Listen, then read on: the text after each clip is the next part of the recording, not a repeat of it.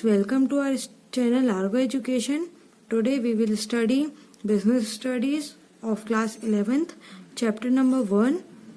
इसके अंदर इस चैप्टर नंबर 1 का हमारा लास्ट टॉपिक बचा हुआ है objectives of business and business risk. Okay, सबसे पहले हम ऑब्जेक्टिव्स ऑफ बिजनेस देखेंगे. सो फ्रेंड्स, एनसीईआरटी में आपको ऑब्जेक्टिव्स ऑफ बिजनेस डिवाइड करके नहीं दिए हुए हैं, बट मैंने आपको ऐसे कर डिवाइड करके बताया हुआ है. अगर आप एग्जाम में इस तरीके से लिखेंगे तो आपको ज़्यादा मार्क्स मिलने के चांसेस हैं.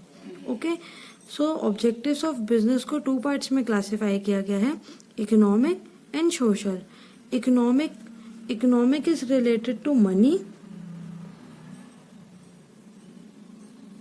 And social is related to society. Okay, economic का फर्स्ट पॉइंट है earning profit. Okay, so friends, हर एक बिजनेस ऑर्गेनाइजेशन का एम होता है मैक्सिमम प्रॉफिट अर्न करना. ओके, हर एक बिजनेस ऑर्गेनाइजेशन यही एम लेकर चलता है कि वो ज़्यादा से ज़्यादा प्रॉफिट अर्न कर सके. ओके, सो प्रॉफिट किस पर डिपेंड करता है? Profit nature and size of business पर डिपेंड करता है. अगर आपका बिजनेस ज़्यादा बड़ा होगा आपको ज़्यादा प्रॉफिट होगा. अगर आपका बिजनेस छोटा मीडियम है तो आपको कम और मीडियम प्रॉफिट होगा. Okay, then creation of customers.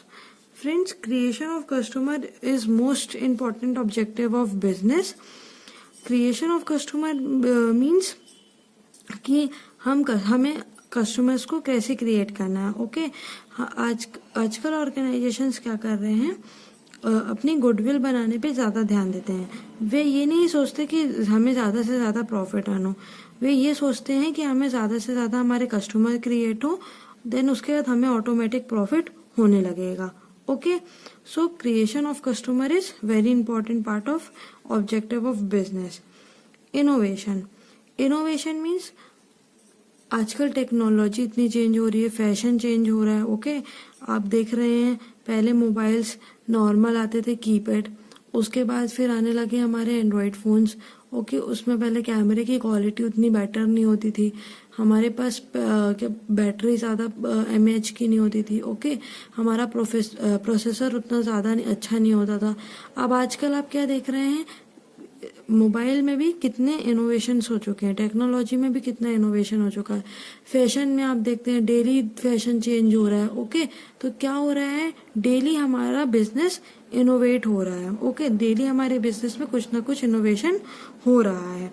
Okay, तो हमें भी अपने ऑर्गेनाइजेशन में इनोवेशन करना चाहिए जिससे कि बिजनेस में कुछ चेंजेस हो एंड हमारे कस्टमर्स उस न्यू चेंज को अडॉप्ट करें एंड हमारा बिजनेस ज़्यादा से ज़्यादा प्रॉफिट अर्न कर सके. ओके, देन हमारा optimum utilisation of resources. Okay, optimum utilisation of resources means हमारे रिसोर्सेज का वेस्टेज ना हो. ओके, हमारे सारे रिसोर्सेज का अच्छे से यूटिलाइजेशन हो सके, बेटर वे से यूटिलाइजेशन हो सके, इस चीज़ को भी हमें ध्यान रखना होता है. ये भी एक बिजनेस का बहुत ही इम्पोर्टेंट ऑब्जेक्टिव है.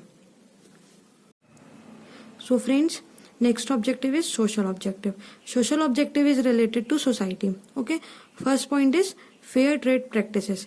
Fair trade practices means हम जो भी ट्रेड कर रहे हैं वो हमें फेयर करना चाहिए, ऑनेस्टी के साथ करना चाहिए. ओके, हमें ऐसा कोई भी सर्विसेज या प्रोडक्ट प्रोवाइड नहीं करना चाहिए कस्टमर्स को जिससे कि हमारी सोसाइटी को हार्म पहुंचे. हमें कोई भी ऐसी एडवर्टीजमेंट नहीं कराना चाहिए जिससे हमारी सोसाइटी को हार्म पहुंचे. Okay, next point is good quality product. Good quality product is related to creation of customers. Okay, for example, अगर हम अच्छी क्वालिटी का गुड प्रोवाइड करेंगे तो हमारे कस्टमर्स ऑटोमेटिक क्रिएट होंगे. Okay, so good quality product में क्या होगा कि हमें बहुत ही अच्छे सारे प्रोडक्ट हमारे गुड क्वालिटी के होने चाहिए जिससे कि हमारे कस्टमर्स ऑटोमेटिक क्रिएट हो. Next is generation of employment. Generation of employment means हमें अपनी एम्प्लॉयमेंट की भी जनरेशन को बढ़ाना होगा. जैसे जैसे हमारे ऑर्गेनाइजेशन की ब्रांचेस बढ़ेंगी वैसे वैसे हमारे एम्प्लॉयमेंट का जनरेशन ऑटोमेटिक बढ़ेगा, वैसे वैसे हमारे एम्प्लॉयमेंट्स ऑटोमेटिक क्रिएट होंगे. ओके, देन है welfare of employees. Welfare of employees means हमें एम्प्लॉयज का भी अपने ध्यान रखना है. कैसे ध्यान रखना है, एम्प्लॉयज को हमें बोनस प्रोवाइड करानी है, इंसेंटिव प्रोवाइड कराने हैं. ओके, तो हमें अपने एम्प्लॉयज़ का भी ध्यान रखना है और उन्हें टाइम टू टाइम पे मोटिवेट करना है, जिससे कि वो अच्छे से काम कर सकें एंड ज़्यादा से ज़्यादा प्रॉफिट जनरेट कर सकें। ओके, देन है वेलफेयर ऑफ सोसाइटी। फ्रेंड्स, हमें सोसाइटी का भी ध्यान रखना है। हमें सोसाइटी का ध्यान कैसे रखना है? जो भी हम गुड्स एंड सर्विसेज कस्टमर्स को प्रोवाइड कर रहे हैं, सेल कर रहे हैं, उसकी पूरी हमें डिटेल प्रोवाइड करनी है। ओके, हमें डिस्क्रिप्शन में सब कुछ दे के रखना है कि हमने इस प्रोडक्ट में क्या क्या यूज़ किया है, उसकी एक्सपायरी डेट क्या है, उसकी मैन्युफैक्चरिंग डेट क्या है। Okay, then protection of environment. Friends, हमें एनवायरनमेंट का भी उतने ही अच्छे तरीके से ध्यान रखना है। हमें ऐसे गुड्स एंड सर्विसेज को सेल करना है जिससे कि हमारे एनवायरनमेंट को कोई भी हार्म ना पहुंचे। ओके, सो फ्रेंड्स, अगर आप इस तरीके से एग्जाम्पल लिखेंगे तो आपको ज़्यादा से ज़्यादा मार्क्स मिलने के चांसेस है। Friends, our next topic is business risk. Okay friends, business आपका जितना बड़ा होगा उतना आपको रिवॉर्ड मिलेगा। ओके, ऐसा कोई भी बिजनेस नहीं है जिसमें कि रिस्क ना हो। सारे बिजनेस में रिस्क एग्जिस्ट करता ही है। ओके, सो आपको बस एक चीज ध्यान रखनी है कि greater the risk greater the reward. जितना ज्यादा रिस्क होगा उतनी ज्यादा रिवॉर्ड्स मिलेंगे, उतनी ज्यादा प्रॉफिटेबिलिटी होगी। ओके, सो हम बिजनेस की डेफिनेशन को देख लेते हैं, बिजनेस रिस्क की डेफिनेशन को देख लेते हैं।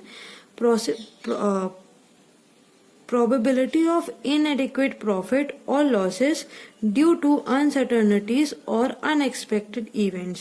Okay, probability of inadequate profit मतलब हमें ना ही हमें प्रॉफिट का पता होता है, ना ही हमें लॉसेस का पता होता है। किसके कारण?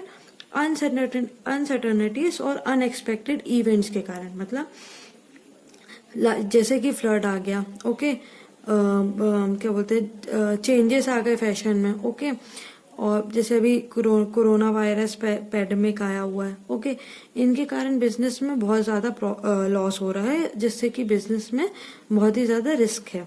ओके, सो बिजनेस रिस्क में ना ही हमें प्रॉफिट का पता होता है, ना ही हमें लॉस का पता होता है। मतलब प्रोबेबिलिटी ऑफ प्रॉफिट और लॉस, हमको प्रॉफिट भी हो सकता है और हमें लॉस भी हो सकता है ड्यू टू अनसर्टनिटीज और unexpected events.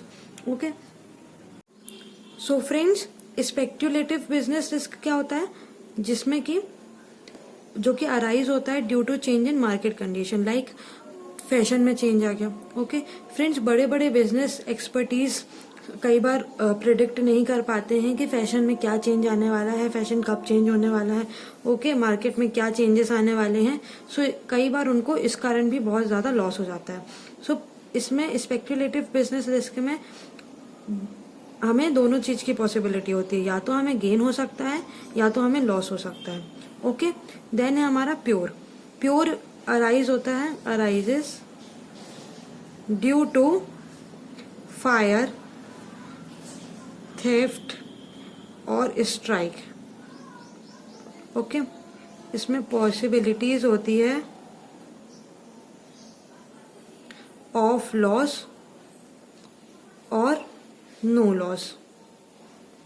Okay, so pure risk arise कब होता है? ड्यू टू फायर, थेफ्ट और स्ट्राइक। ओके, या तो आग लग गई, या चोरी हो गई, या हमारे एम्प्लॉयज ने स्ट्राइक कर दी, तो इसके कारण प्योर रिस्क अराइज होता है। इसमें ना तो हम मतलब इसमें पॉसिबिलिटी ऑफ लॉस और नो लॉस, या तो हमें मतलब थोड़ा बहुत लॉस होगा या हमें बिल्कुल भी लॉस नहीं होगा। ओके, मतलब इसमें गेन के चांसेस नहीं होते हैं। सो फ्रेंड्स, अब हम देखते हैं नेचर ऑफ रिस्क। ओके, इसका फर्स्ट पॉइंट है अराइजेस ड्यू टू अनसर्टनिटीज।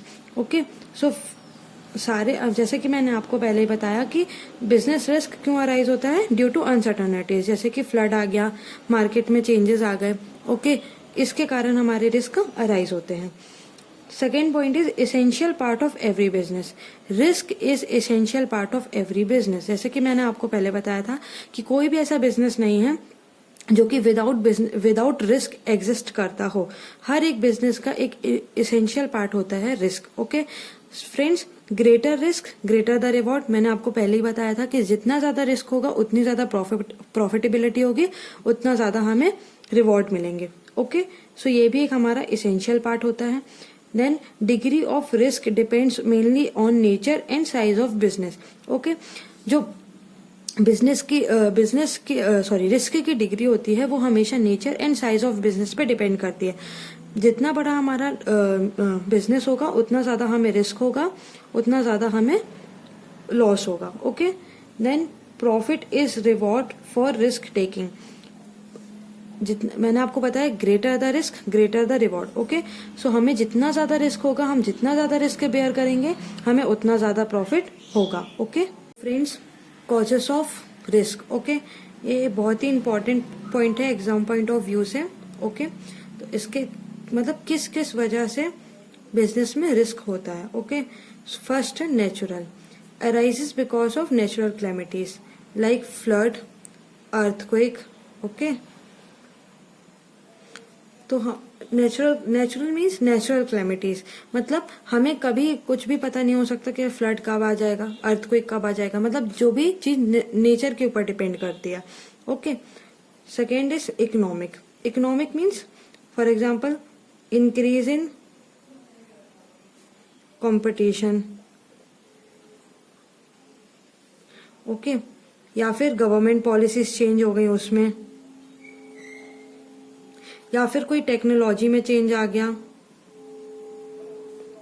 या फिर फैशन में चेंज आ गया, etcetera. Okay, third is human. Human means जैसे एम्प्लॉयज हमारे स्ट्राइक कर गए। ओके, एम्प्लॉयज के कारण कोई पावर फेलियर हो गया, कोई मशीन खराब हो गई है ना, या फिर carelessness of employees.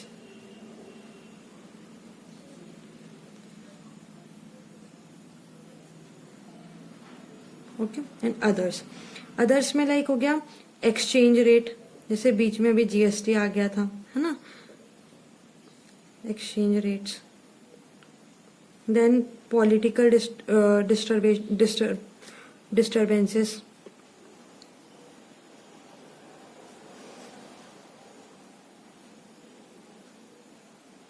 Etcetera. Okay, so friends, ये 4 पॉइंट्स हैं जिसके कारण हमें मतलब इस 4 पॉइंट की वजह से हमें बिजनेस में रिस्क हो सकता है। सो फ्रेंड्स, अगर आपको मेरा वीडियो पसंद आया हो तो इसे लाइक और शेयर करना ना भूलें। धन्यवाद।